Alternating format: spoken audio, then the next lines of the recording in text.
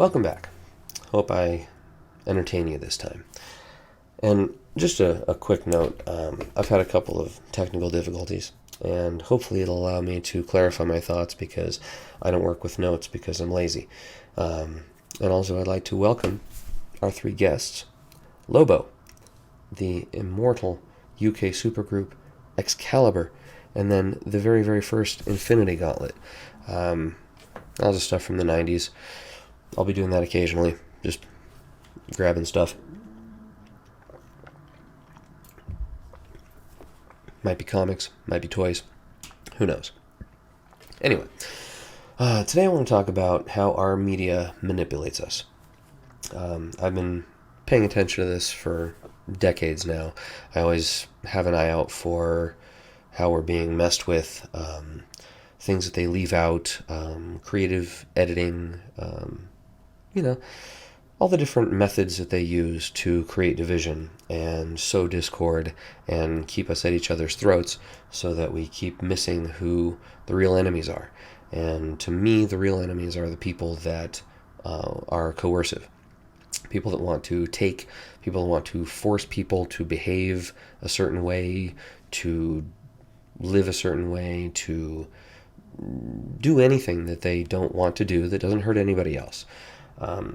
And we'll talk about my definitions of what doesn't hurt anyone else in a future topic, but suffice to say, I'm all about leaving people alone.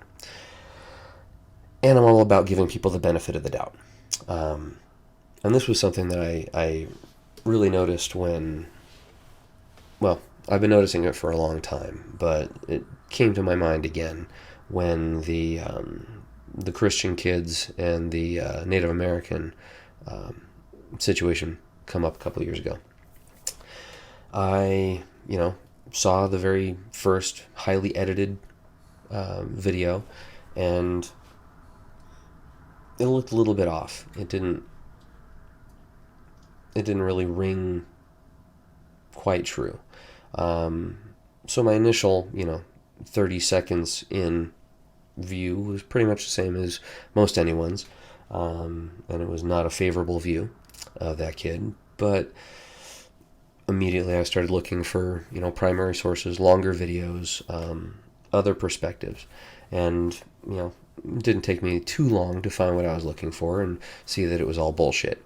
The Duke lacrosse players narrative, the Rolling Stone article, that narrative, all turn out to be bullshit, but once the hustlers get involved, it becomes a huge thing. People who take one side sometimes never recognize that they were wrong, never change their mind.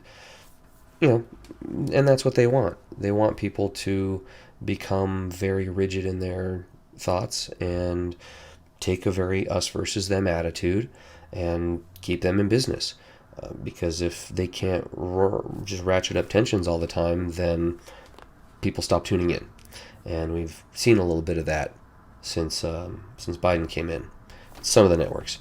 But anyway, so, this habit that they have of being very selective, leaving out very important details, leaving out context, it's not an accident. They really don't give a shit because, maybe an individual or two might, if they do it egregiously or often enough, suffer personal consequences for it. But what's the worst that's going to happen to these guys? They might go out of business, they might get bought up by some bigger conglomerate, but they don't suffer any actual personal consequences for what they're doing. And lying and manipulating are what they do all the time. They've been doing this for decades. I'm not the first one to notice it. I won't be the last, but they'll assume the conclusion when they present you the information, and that's jacked up and unethical. Whether you agree with the situation or not, I'll set up with the Trump and his contesting the election, right? Every single story I heard said Trump's unfounded allegations of election fraud. They are drawing a conclusion and telling you that there is no basis for these allegations. Okay? And they're saying that on the basis that these courts refused to see the cases. Now, if they've refused to see the cases, then that means that they have not seen the full evidence as would be presented in a court of law. They can't because they haven't had the case yet. They say no founding. We're not going to even hear this case. Okay, and for the people on the anti-Trump side, that's good news. Okay, no founding. Stop speculating. It's all bullshit. He has no case, right? And people on the right are saying, well, now that's not fair. They didn't present the information in open court, and so there has not been a case, and you can't draw that conclusion because no actual information has been presented. Okay, fair enough. In another case, right, there will be clear video of at least a manslaughter charge that would stick against, let's say, a police officer killing a civilian, right? The people on the right, they say, well, let's say the Back the Blue crowd will say they took these guys to court. Either the grand jury failed to bring a case, or they did not present a case in open court that was sufficient to convict these guys, and so they got let off, and that's justice. And then the people on the left will see that there are a number of miscarriages of justice going on according to their worldview, and that the fact that either the cops never get charged in the first place, or they are always let off, or maybe some token, lower charge, aggravated assault or something, whatever, might be thrown out there to appease, right? And they clearly see that that is a grave injustice. Okay? Well, I see both of these as equivalent, and I see that they're both injustices. I don't have to take a side on that. I can see that if a court is corrupt because they're always on the side of the state, because they are an arm of the state, and they are perfectly groovy with state power.